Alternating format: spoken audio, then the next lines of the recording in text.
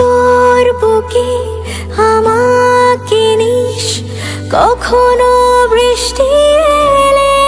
সনাতন ধর্মাবলম্বীদের সবচেয়ে বড় ধর্মীয় উৎসব শারদীয় দুর্গাপূজার আজ মঙ্গলবার মহা অষ্টমী। রাজধানীর ঢাকেশ্বরী জাতীয় মন্দির সহ দেশের সব মন্দিরেই সকাল থেকেই চলছে পূজার আনুষ্ঠানিকতা। বরাবর দুর্গাপূজা নিয়ে নানা উচ্ছ্বাস থাকলেও এবারের দিনগুলোতে কোথাও না যাওয়ার সিদ্ধান্ত নিয়েছেন চিত্রনায়িকা অপু বিশ্বাস।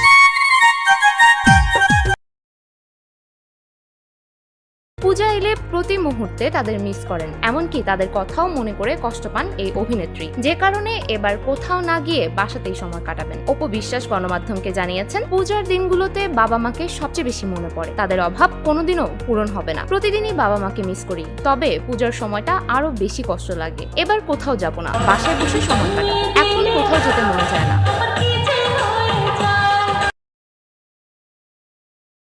বগুড়ায় জন্ম নেওয়া অপু বিশ্বাস শৈশবের পূজার দিনগুলোকে অনেক বেশি মিস করেন। শৈশবের স্মৃতি চালনা করে তিনি বলেন, বগুড়াতেই আমার বেড়ে ওঠা, সেখানেই পূজার দিনগুলো কাটতো আনন্দে। বাবা, কাকা, মা এবং আরো অনেক আত্মীয় স্বজন থাকতেন। পূজার এই সময়টাতে সবাই একত্রে হতেন, তখন আমাদের বাড়ি উৎসবে মুখর হয়ে উঠত। অপু বিশ্বাসকে সর্বশেষ দেখা গেছে 2023 সালে লাল শাড়ি সিনেমাতে।